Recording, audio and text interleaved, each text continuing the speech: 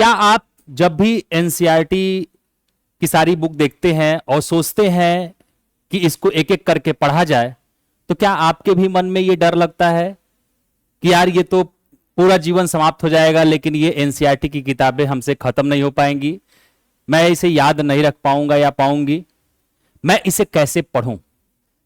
जी हां साथियों, आज ये जो वीडियो है ये 10 मिनट की इसी पे होने वाली है कि एनसीईआरटी पढ़ने का डर आप कैसे खत्म करें। और लास्ट में मैंने एक बात आपको यह भी लिखा है कि इस सवाल का जवाब कोई सही नहीं बताता है। साथियों, आप चाहे यूपीएससी की तैयारी करिए, यूपी पीसीएस की तैयारी करिए, बीपीएससी की तैयारी करिए, या आप बिहार शिक्षक भर्ती अभी जो 4.0 आने वाला है उसकी तैयारी कर रहे हैं, सीटेट की तैयारी कर रहे हैं, या आप ऐसा कोई सा भी एग्जाम दे रहे हैं जहां पे एनसीईआरटी मस्ट जरूरी हो, मस्ट पढ़ना जरूरी हो, तो साथियों मैं आज आपको कुछ रामबाण तरीके बताऊंगा कि किस तरीके से आपको एनसीईआरटी को पढ़ना होता है। और यह सच मार्केट में कोई नहीं बताता है। मैं बहुत बड़ा आज रिस्क ले रहा हूं इस बात को बता करके, क्योंकि अभी आप सभी लोगों को पता है कि हमारे चैनल पे स्ट्राइक भी आया था इसी वजह से, और बिल्कुल मैं निडर होकर के आपको ये सारी चीजें बताऊंगा। साथियों, जब आप एनसीईआरटी पढ़ते हैं तो एनसीईआरटी किस लिए लिखी गई है? एनसीईआरटी आप देखेंगे कि क्लास 6 to 12 तक की जो एनसीईआरटी है वो इसलिए लिखी गई है कि जो उस समय एकेडमिक बच्चा जिस क्लास में हो वो उसको पढ़े, वहां से अपने अगर सामाजिक विज्ञान पढ़ रहा है तो उन चीजों को समझ पाए कि इतिहास क्या है, पॉलिटी क्या है, कॉन्स्टिट्यूशन क्या है, ज्योग्राफी क्या है, साइंस क्या है, ये सारी चीजें वो वहां पे समझ सके। आप लोगों ने भी एकेडमिक जब अपने क्लास किए होंगे तो वहां पे एनसीईआरटी पढ़ा होगा। लेकिन साथियों, आपने देखा होगा कि एनसीईआरटी हमें पढ़ाया नहीं, रटाया गया है। जब भी आप क्लास में देखते होंगे कि किसी एक बच्चे को खड़ा करा करके एनसीईआरटी का एक चैप्टर रीडिंग कराया जाता था और फिर टीचर थोड़ा बहुत उसको समझा करके लास्ट में जो उसके प्रश्न उत्तर होते हैं उनको आपको कॉपी में लिखवा देते थे, और हम एज इट इज वही सारे प्रश्न उत्तर को रट करके, पढ़ करके, याद करके हम एग्जाम में लिख करके पास होते चले आए। यह हमारे शिक्षा व्यवस्था की बहुत बड़ी विडंबना है कि जो हमें इस तरीके से एनसीईआरटी पढ़ाया गया। अब आप खुद सोचिए, यूपीएससी जैसा इंडिया का सबसे बड़ा एग्जाम, जो आप आईएएस का पेपर देखते हैं, वहां पे भी जब आप सिलेबस खोलते हैं तो उसमें यह कहा जाता है कि एनसीईआरटी आधारित आपकी ज्ञान होनी चाहिए, समझ होनी चाहिए। ऐसा क्यों कहा गया है? 2005 में 5 के बाद से एनसीईआरटी में बदलाव किए गए, और अगर आप एनसीईआरटी पढ़ रहे होंगे, जब आप स्टार्टिंग पेज स्टार्ट कर रहे होंगे तो वहां पे भूमिका में वो सारी बातें दी गई है कि जो अब से एनसीईआरटी लिखी जाएंगी वो बच्चों को समझने वाला प्राणी बनाएंगी।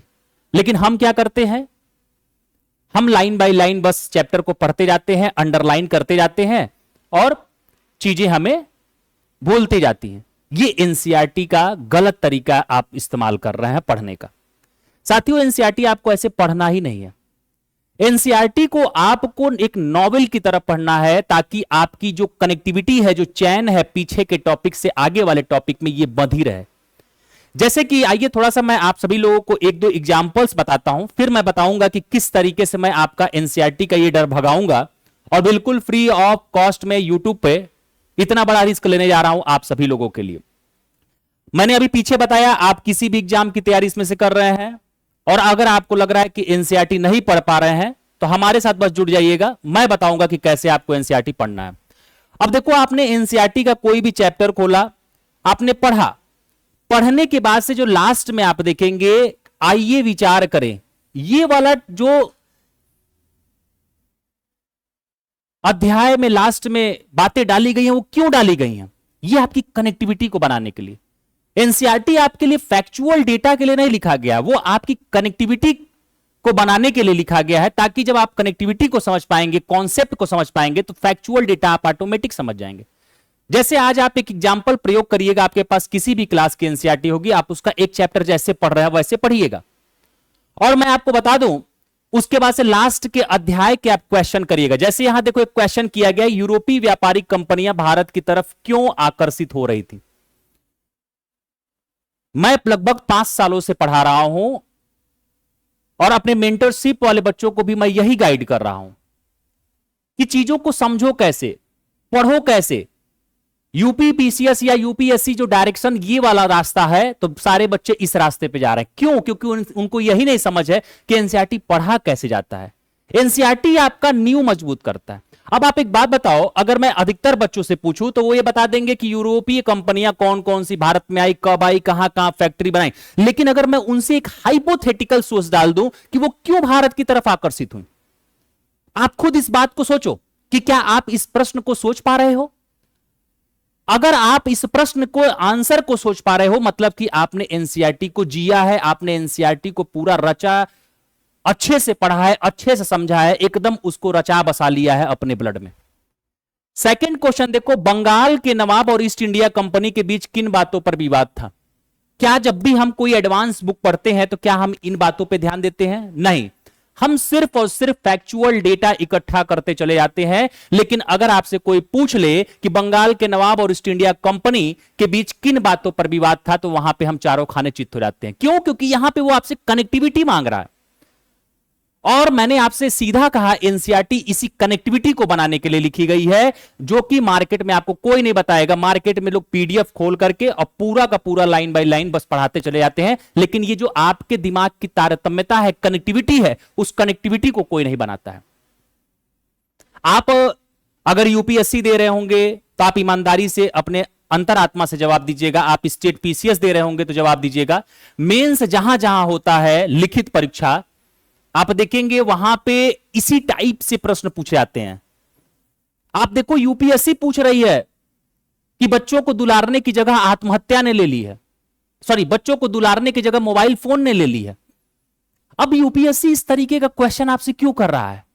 वो ये देखना चाह रहा है कि एनसीईआरटी तो हमने एक बेसिक फाउंडेशन के लिए सिलेबस में जोड़ दिया है, तो क्या बच्चा एनसीईआरटी को इस तरीके से विचार करके आया है या रट के आया है? उसी आधार पे वो आपसे वहां क्वेश्चन कर रहा है कि देखे आपका जो दिमाग है वो जिंदा दिल है या नहीं है, कि वो डेड हो चुका है, केवल रटने वाला बन चुका है। आप इस तरीके के अनेकों प्रश्न देख सकते हैं। अभी आप सभी में से बहुत सारे साथी बिहार शिक्षक भर्ती 4.0 के लिए तैयारी कर रहे होंगे। आप देखेंगे कि पहले यहां पे भी एमसीक्यूज होता था, लेकिन अभी बात सुनने में यह आ रही है कि अब यहां पे भी पीटी प्लस मेंस होने वाला है। अब ये बात कहां तक सच है, लेकिन अगर वाकई में यहां पे पीटी प्लस मेंस हो जाए तो आप देखेंगे कि जो शिक्षक भी बन करके जाएंगे वो उनके अंदर भी क्वालिटी होगी, और वो जब शिक्षक जाकर के अपने अपने स्कूलों में जब एनसीईआरटी पढ़ाएंगे तो उसी तरीके से बच्चों को इंप्लीमेंटेशन कराएंगे। बच्चों को वो समझने वाला प्राणी बनाएंगे, न कि रटने वाला प्राणी बनाएंगे। तो अभी जैसे बीपीएससी शिक्षक भर्ती 4.0 के लिए भी आप देखेंगे तो लिखित परीक्षा का मेंस में प्रावधान करने की बात चल रही है, अभी हुआ नहीं है। और बाकी आप ऊपर के जो भी एग्जाम देख रहे हैं, यहां पे लिखित परीक्षा होता है। आप एस्से लिखना हो, आपको जीएस पेपर फर्स्ट लिखना हो, सेकंड लिखना हो, थर्ड लिखना हो, फोर्थ लिखना हो, आप देखेंगे साथियों वहां पे आपको ये जो एनसीईआरटी है, एनसीईआरटी ही काम देगी, यही आपकी समझ को डेवलप करेगी। इसके लिए साथियों आपको करना कुछ नहीं है। मैं अभी आप सभी लोगों को एम लक्ष्मीकांत पॉलिटी के लगभग अधिकतर चैप्टर कंप्लीट करा दिया हूं। वो एज इट इज आपको मैं कंप्लीट करा दूंगा, 2-3 क्लास और लगेगी। जैसे ही वो कंप्लीट होगा, मैं एक आप सभी लोगों के लिए, चाहे आप इनमें से किसी भी एग्जाम की तैयारी कर रहे हो, अगर आप देख रहे हो तो चैनल को सब्सक्राइब कर लीजिए, क्योंकि इस तरीके का आज तक कोई भी क्लास नहीं दिया होगा जिस तरीके का अब मैं आपको क्लास देने जा रहा हूं, और बिल्कुल फ्री ऑफ कॉस्ट में। जो मैंने 1.5 साल 2 साल लगातार जिस एनसीईआरटी पे काम किया है, मैं आपको वो पूरा का पूरा क्रिप्स पॉइंट ट्रांसफर करूंगा। अगर आपके अंदर दम है, अगर आपके अंदर कैपेसिटी है, तो आप हमारे इस पूरे नॉलेज को ले लीजिए, आप हमारे इस दिखाए हुए रास्ते को ले लीजिए। मैं दावा करता हूं, आप मेंस का कोई भी प्रश्न देखेंगे, आपको डर नहीं लगेगा, आप उसकी प्रकृति को सोच पाएंगे, आपका जो नींव है वो मजबूत हो जाएगा। अगर आप लोग बिहार शिक्षक भर्ती की तैयारी कर रहे हैं और वहां पे आपको लग रहा है कि यार हम लिखेंगे अब कैसे, अभी तक तो एमसीक्यूज होता था, मैं ये दावा करता हूं कि मैं आपको लिखना सिखाऊंगा, मैं आपको सोचने समझने वाला प्राणी बनाऊंगा। लेकिन उसमें समय लगता है, बदलाव में समय लगता है। किसी भी चीज को बदलने में 4 महीने 5 महीने लगते हैं। आपको मेरे साथ कंसिस्टेंसी के साथ लगातार क्लास में जुड़े रहना है। फिर आप देखिएगा ऑटोमेटिक आपके अंदर नहीं बदलाव कर दिया तो आप मेरा नाम तक बदल दीजिएगा। मैं अपने ऊपर इतना कॉन्फिडेंस कर रहा हूं कि मैं आपको बता रहा हूं कि मैं आपको वो निचोड़ देने जा रहा हूं अब जो कोई नहीं देगा आपको, और बिल्कुल फ्री ऑफ कॉस्ट में। अब देखो, जो यहां पे आप एनसीईआरटी के क्वेश्चंस देख लो बस। ये देखो क्लास 8 की मॉडर्न हिस्ट्री की एनसीईआरटी हमारे अतीत पार्ट 3 है। अब इसमें देखो कई चैप्टर का मैंने अध्याय लिया हुआ है। अब देखो यहां पे आपसे क्या पूछा गया, अस्थाई बंदोबस्त के मुख्य पहलुओं का वर्णन कीजिए। कैसे करेंगे, हम रट लेते हैं 1793 में कार्नवालिस ने अस्थाई बंदोबस्त लागू करवाया, ये था फलाना ठिकाना, यहां लागू हुआ था, बस खत्म। अगर हमसे कह दिया जाए मुख्य पहलुओं का वर्णन करिए तो क्या हम करेंगे? नहीं। हेलो माय डियर फ्रेंड्स, ध्यान से सुनिएगा। आप यहां पे देखिए, छठा क्वेश्चन कह रहा रैयत नील की खेती से क्यों कतरा रहे थे। अब आप देखो कनेक्टिविटी, हम नील की खेती के बारे में पढ़ लेते, चंपारण सत्याग्रह हुआ, अन्य नील विद्रोह हुए, बहुत सारी चीजें, लेकिन कतरा क्यों रहे थे? तो ये एनसीईआरटी हमें सिखाएगी कि अच्छा, नील एक प्रकार का उष्णकटिबंधीय फसल होता था, उसकी जड़ें बहुत लंबी होती थी, और ऐसे में लगातार जब 12 मास किसी भी एक फसल की हम जुताई बुआई करेंगे तो वहां की भूमि बंजर हो जाती थी। इसीलिए नील की खेती से वहां के जो रैयत थे, किसान थे, वो कतरा रहे थे। अब ये देखो, जो ये कनेक्टिविटी आई, ये कौन दिया मुझे? एडवांस किताबें नहीं देती हैं कनेक्टिविटी, एडवांस किताबें आपको नॉलेज बस दे देती हैं। ये जो कनेक्टिविटी मेरे दिमाग में आई, जो मैंने आपको यहां से आंसर किया, ये आई कहां से? ये एनसीईआरटी की देन है। मैं आपसे दावा कहता हूं साथियों, अगर आपने एनसीईआरटी सही तरीके से पढ़ लिया तो मैं ये चैलेंज करता हूं कि आप कोई सा भी एग्जाम दुनिया में निकाल सकते हो। अगर क्लास 6 to 12 तक के बच्चों को मैं इस तरीके से एनसीईआरटी गाइड कर दिया, और हमारे जो शिक्षक इस समय पहुंचे हुए हैं विद्यालयों में, वो जाकर किस तरीके से बच्चों को पढ़ाएं, मैं दावा करता हूं क्लास 12 के बाद से बच्चा आईएएस निकालने की औकात रखता है, क्षमता रखता है। एनसीईआरटी में वो पावर है, वो दम है। इसीलिए आप देखिए, कोई सा भी एग्जाम हो, आप उसके सिलेबस को देखेंगे तो उसमें सीधा लिखा होता है एनसीईआरटी का आपको बेसिक समझ ज्ञान होना जरूरी है। हम लोग इसको बड़े हलुआ में ले लेते हैं, एनसीईआरटी की बात कर रहा है, जब क्वेश्चन आता है चारों खाने चित। अब देखो, जब आप एनसीईआरटी पढ़ते हो तो ये तो मैंने आपको क्वेश्चन दिखाया। अब देखो यहां पे आपसे कहा जाता है आइए कल्पना करें। क्या बच्चे कल्पना करते हैं? नहीं। माथा में दर्द हो रहा है, निकल गए। देखो यहां कह रहा है कि कल्पना कीजिए कि अंग्रेजी शिक्षा पर महात्मा गांधी और मैकाले के बीच चर्चा चल रही है, और आप ध्यान से सुन रहे हैं। आप एक पन्ने में लिखे दोनों क्या कह रहे हैं। मतलब आप देख रहे हो, आपसे आपकी सोच मांगना चाह रहा है कि आपने क्या पढ़ा, क्या सीखा चैप्टर से, उसको आप लिखिए। आप पॉलिटी पढ़ोगे, आपसे देता है मान लीजिए आप विधि मंत्री होते अंबेडकर की जगह, तो आप क्या ऐसा संविधान में प्रावधान करते। अब देखो यहां पे आपको उसने डायरेक्ट हिट किया आपके माइंड पे एनसीईआरटी ने, कि सोचो। क्योंकि जब तुम जिंदा दिल माइंड रहोगे, सोचोगे, तो रटने वाले प्राणी नहीं बनोगे, और ऑटोमेटिक जो भी चीजें पूछी जाएंगी वो आप एग्जैक्टली तुरंत और तुरंत आंसर दे लोगे। मेंटरशिप वाले बच्चे अगर इस वीडियो को देख रहे हैं तो वो समझ पा रहे होंगे कि मैं उनके आंसर को किस तरीके से इंस्टेंट वो पूछते हैं, मैं तुरंत दे देता हूं। उसका बेस मुझे कहां से मिला? एनसीईआरटी से। साथियों, ये दिखाने का मेरा बस उद्देश्य ये था कि आप लोग इस चीज को ये देखिए कि एनसीईआरटी चाहती क्या है और हम पढ़ते कैसे हैं। और फिर हम यूट्यूब पे तरह तरह के वीडियो देखते हैं, एनसीईआरटी कैसे पढ़ा जाता है, एनसीईआरटी को किस तरीके से समझा जाता है, और उसमें आप देखेंगे लोग तरह तरह की बातें करते हैं। लेकिन मैं आपसे एक दावा कर रहा हूं, जैसे ही आपकी M Laxmikanth edition, new edition खत्म होगी 2-3 दिन में, आप इनमें से चाहे किसी भी एग्जाम की तैयारी कर रहे हो, किसी एक स्पेशल एग्जाम के लिए नहीं, किसी भी एग्जाम की तैयारी कर रहे हो, मैं आप सभी को एनसीईआरटी क्लास 6 से शुरू करूंगा, 12th तक पढ़ाऊंगा। उसमें मैं पैटर्न क्या करूंगा, आपको एक एक चैप्टर, 2-2 चैप्टर मैं आपको टारगेट दूंगा, dedicated civil services exam Telegram channel पे। आप उसे घर पे पढ़ोगे हमारे साथ में। उसके बाद से मैं आपको उसका शॉर्ट समरी पॉइंट बना करके उसको पूरा का पूरा आपके दिमाग में रचाने बसाने का, समझाने का प्रयास करूंगा, कनेक्टिविटी बनाने का प्रयास करूंगा, और लास्ट में उस चैप्टर से 10 या 20 जितने भी महत्वपूर्ण न्यू क्वेश्चन बन सकते हैं लाइन बाय लाइन, वो मैं बना करके आपको प्रैक्टिस कराऊंगा। साथ ही साथ उस चैप्टर के लास्ट में जो भी आपके थिंकेबल क्वेश्चन होंगे वो मैं आपको टेलीग्राम पे लिखने को दूंगा। आप लिख करके टेलीग्राम पे भेजोगे, आपकी वो कॉपियां चेक की जाएंगी कि आपने कितना अच्छा ग्रोथ किया है।